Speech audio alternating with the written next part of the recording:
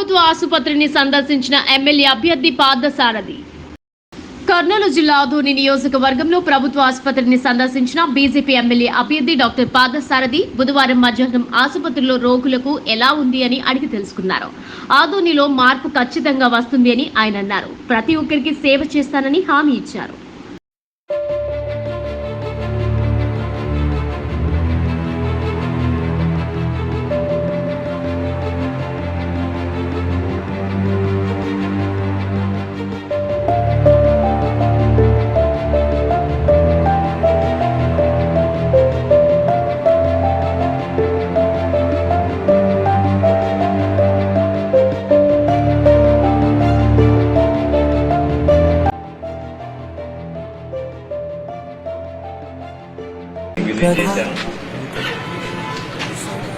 ఇక్కడ ఉన్నటువంటి ప్రజలకు వసతులు ఏమిటి, ఇక్కడ జరుగుతున్నటువంటి చికిత్సలు ఏమిటి?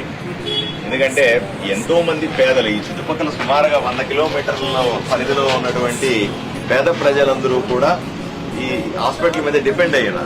వాళ్ళకి ఏ కష్టం వచ్చినా ఏ నష్టం వచ్చినా ఆరోగ్యమైన సమస్య వచ్చినా సరే అందరూ కర్నూలుకు పోలేం కదా. అందువల్ల ఆదోనిని ఐడెంటిఫై చేసి ఆదోనిలో ఒక మెడికల్ కాలేజు, దానికి సంబంధంగా ఒక మెడికల్ హాస్పిటల్ని ఇక్కడ ఏర్పాటు చేసే దిశగా ప్రభుత్వాలు పనిచేస్తా ఉన్నాయి. ఇప్పటికే కేంద్ర ప్రభుత్వం దీనికి సంబంధించినటువంటి ఫండ్స్ రిలీజ్ చేసింది. దీనికి సంబంధించినటువంటి పనులు కూడా జరుగుతూ ఉన్నాయి.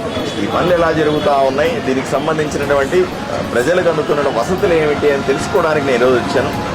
డాక్టర్లను కలిశాను, మాట్లాడినాను. నేను కూడా స్వతహాగా డాక్టర్నే కాబట్టి నాకు ఎక్కువ విషయాలు అర్థమవుతాయి. మిగతా వాళ్ళతో పోలిస్తే నాకు ఇక్కడ ఏం జరుగుతోంది, ఇక్కడ జరుగుతున్నటువంటి వసతులు సదుపాయాల గురించి ఎక్కువగా అర్థమవుతుంది.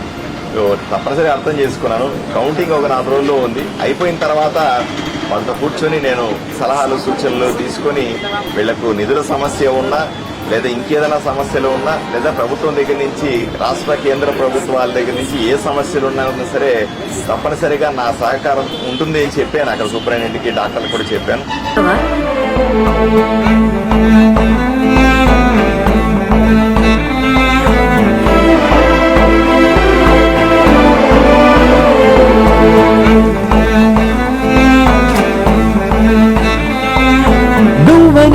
ఇది నీదని ఇది నిజమని అనుకున్నావా?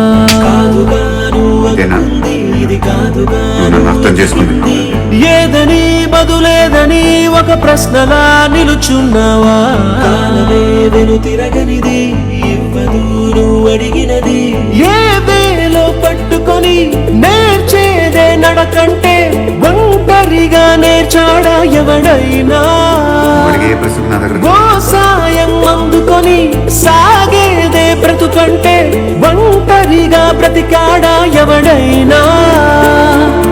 పదుగురు మెచ్చిన ఈ ఆనందం నీ ఒక్కడిదైనా?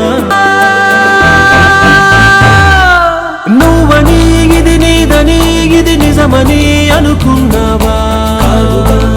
అనుకుంది ఇది కాదుగా నువ్వెతికిందో ఏదని బదులేదని ఒక ప్రశ్నలా నిలుచున్నావా?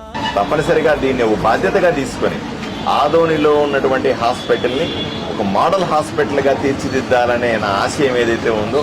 ఎందుకంటే ఇక్కడ ఫెసిలిటీస్ బాగుంటే ప్రజలు ఎక్కడికో పరిగెత్తాల్సిన అవసరం లేదు, ఎక్కడికో పోయి ఇబ్బంది పడాల్సిన అవసరం లేదు.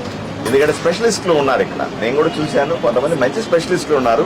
వాళ్ళకి అవసరమైనటువంటి సదుపాయాలు ఇవ్వాలంతేను, వాళ్ళకి అవసరమైనటువంటి ఎక్విప్మెంట్ ఇవ్వాలా, ఆధునిక పరికరాలు ఇవ్వాలా, ప్రజలకు కూడా కొంత అవేర్నెస్ ఇవ్వాలి. ప్రజల్లో ఏంటి అభిప్రాయం ఉంది, ఇప్పుడు మా ప్రైవేట్ ఇక్కడ గవర్నమెంట్ హాస్పిటల్కి వస్తే ఇక్కడ ఏమో సదుపాయాలు లేవు, అందువల్ల ప్రైవేట్ హాస్పిటల్కి పోయి ట్రీట్మెంట్ చేసుకోవాలనే ఆలోచన కూడా ఉంది.